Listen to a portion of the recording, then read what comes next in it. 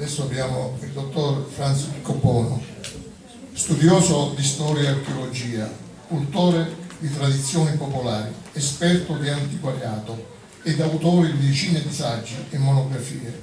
Ha collaborato per varie ricerche con prestigiosi enti ed università. Prego, dottor Copono.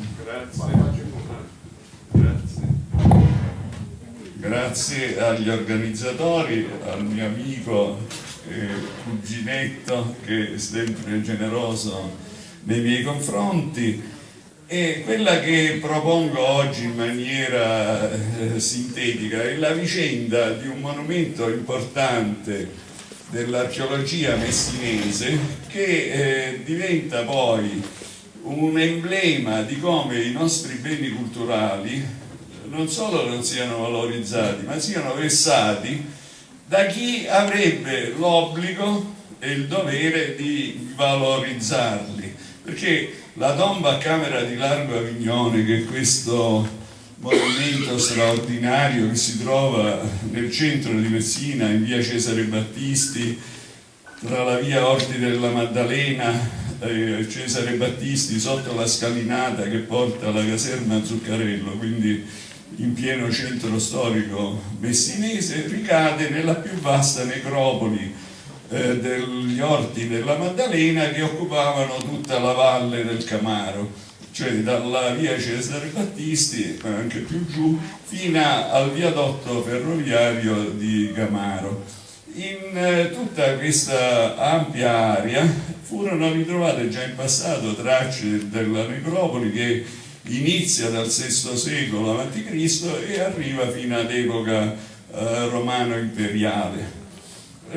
Quello del ritrovamento di questa tomba è un caso, ripeto, emblematico, intanto perché è stata fatta la scoperta grazie all'azione di volontari, non da parte degli addetti ai lavori della sovrintendenza, per intenderci, ma dall'allora gruppo archeologico del Circolo Codreano, che era costituito da studenti universitari, qualcuno è pure qui in sala, e che intercettavano i reperti tra un passaggio e l'altro delle ruspe che scavavano i fossati di fondazione degli edifici che venivano realizzati nella fase di ricostruzione post-bellica della città di Messina e soprattutto della speculazione edilizia nel centro storico di Messina.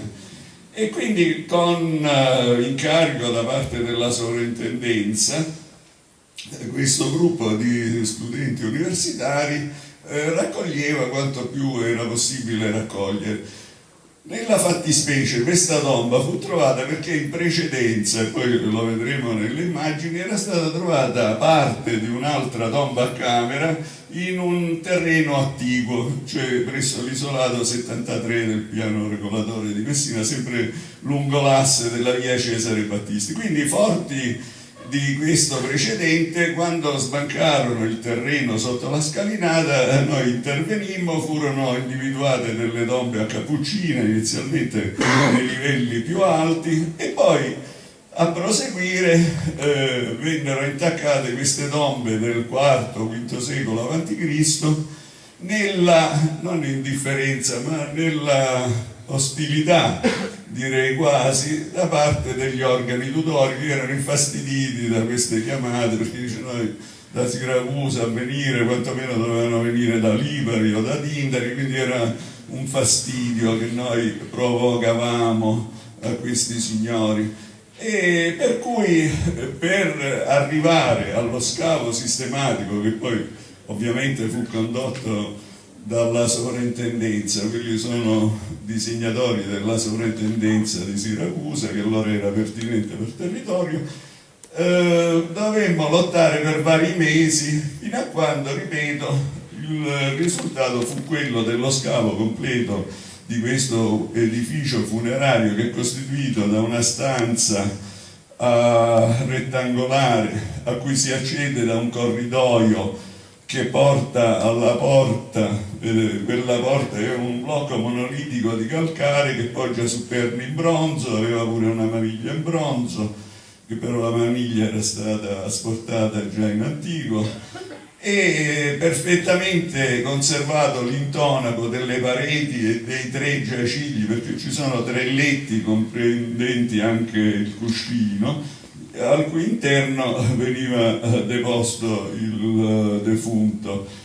E la cosa interessante è che gli elementi con cui è costruito questo edificio funerario sono di epoca più antica, e soprattutto alcuni blocchi presentano delle cornici lavorate molto interessanti.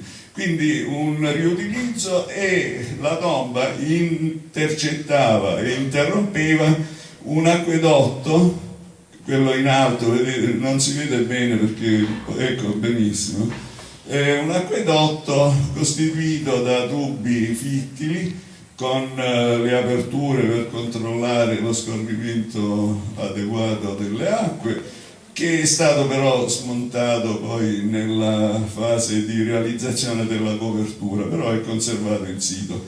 Ora, quello che per brevità può passare alle altre, ecco, questo qua è un dettaglio dell'ingresso della porta a camera.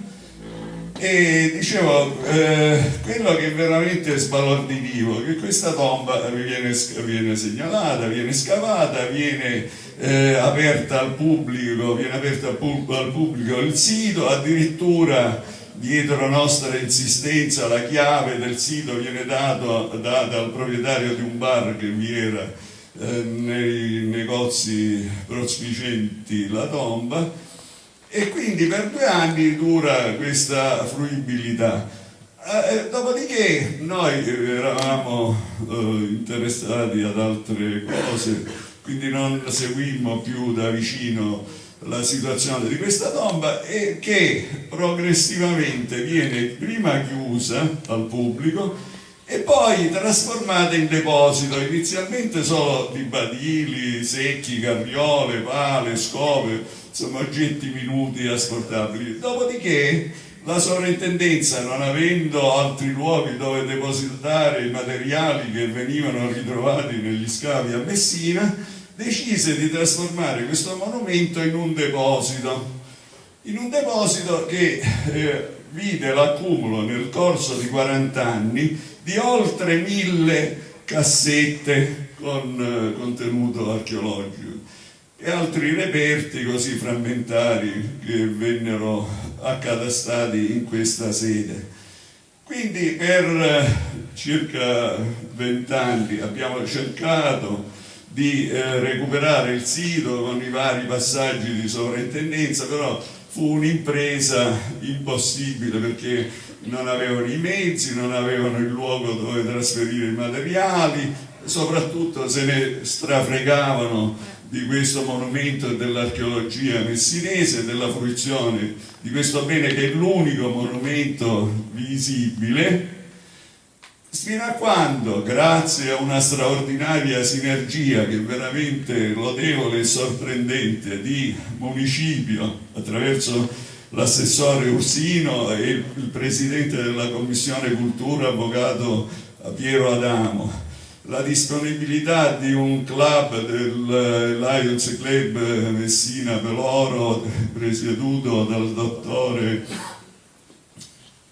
non lo ricordo, Santino Morabito, e la disponibilità della funzionaria della sezione archeologica, non del sovrintendente, della funzionaria della sezione archeologica di Messina, e all'associazione Amici del Museo che segnalò in illo tempore la tomba e insistette per la sua valorizzazione. Siamo riusciti con un lavoro di volontariato che è durato 3 mesi, visto che era di volontariato, era discontinuo solo alla fine settimana, grazie alla disponibilità concreta di una trentina di giovani studenti e anche giovani professionisti che dedicavano il loro sabato non lavorativo all'estrazione di queste cassette, a liberare completamente la struttura e a restituirla alla fruizione. Io ora vi farò vedere in rapida sequenza perché il tempo è breve.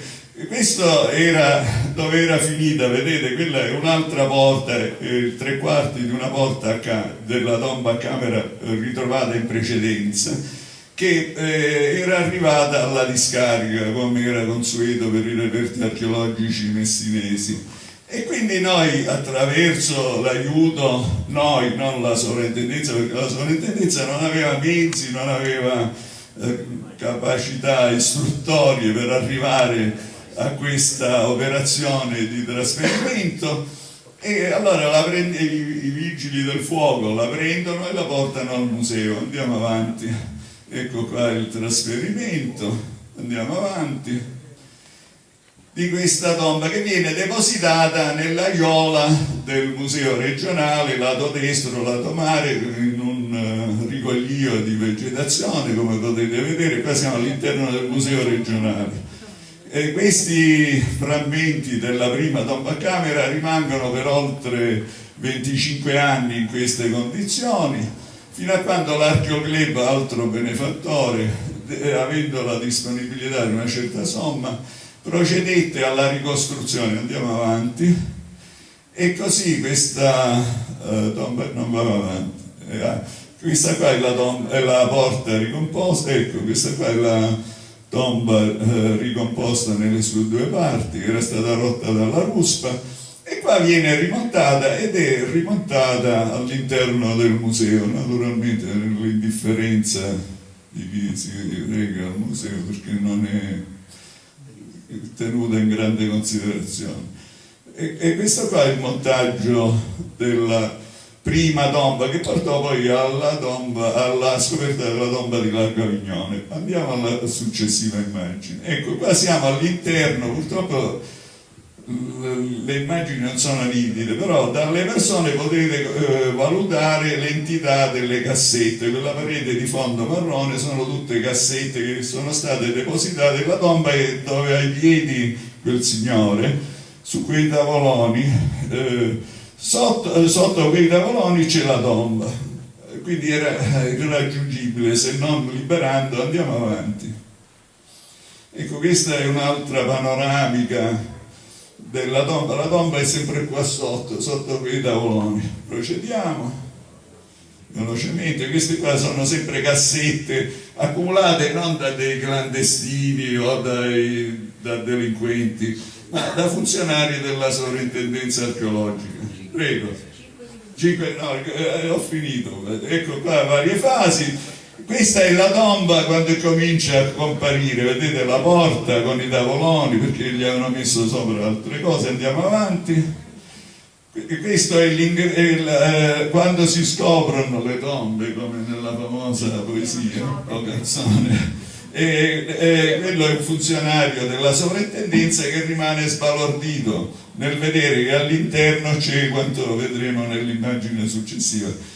Questo è l'interno della tomba. Le giaciture non si leggono perché sono sotto queste cassette che, naturalmente, essendo il terreno umido, nel frattempo in 40 anni erano crollate, e quindi tutti i reperti si sono mischiati, quindi una conservazione dei reperti veramente esemplare.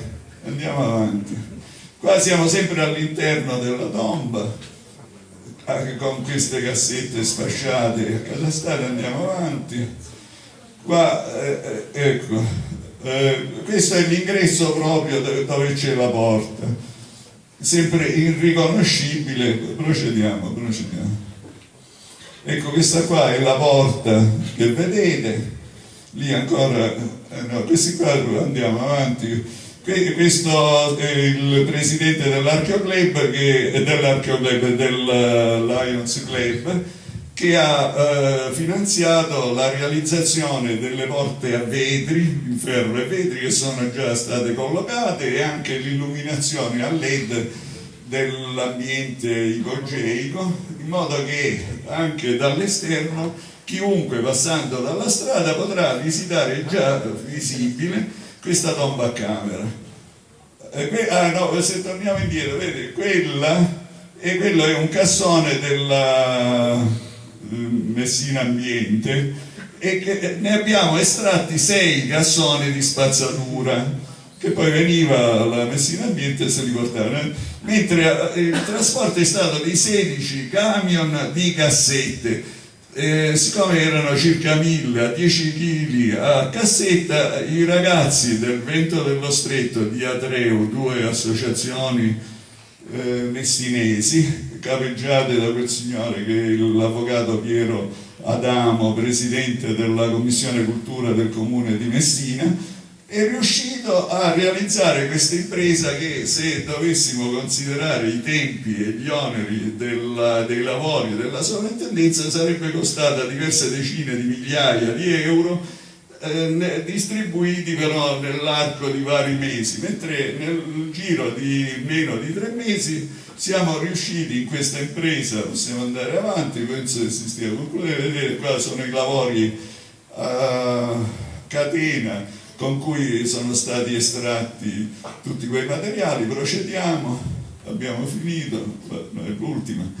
Sì, questo è un grande mitos, questi altri elementi lapidei. Questa è la dottoressa Di Cano che sopraintendeva ai lavori. Questo era un catafalco con un cadavere che è stato pure trasferito. Possiamo procedere. Ecco, questo è il cadavere, pesava più di 200 kg, quindi è stata un'impresa estrarlo, anche perché le condizioni erano su questi trasferimento di materiale lapidio, perché praticamente era intransitabile l'ambito. Questa è la fotografia, ricordo, con la tomba liberata. Quindi chiunque di voi volesse vedere questo unico monumento, unico in Sicilia, di tomba a camera con 3 letti di giacitura, perfettamente conservato, può andare in via Cesare Battisti, all'altezza della scalinata di Largo Avignone, e sotto la scalinata, affacciandosi alla porta in vetro, potrà ammirare, ripulito. Io per brevità non ho messo le immagini finali di questo lavoro di recupero straordinario che è stato fatto grazie a una eccezionale occasione di collaborazione tra istituzioni e volontariato. Quindi con piacere ho aderito alla richiesta di partecipare a questo importante convegno, perché questa di Largo Avignone è stata un'occasione rara ma efficace di restituzione di un bene comune che era stato escluso dalla fruizione e che fortunatamente è ritornato nella fruizione di tutti i siciliani e di quanti vengono in Sicilia. Quindi speriamo che sia seguito da altri esempi. Grazie a voi.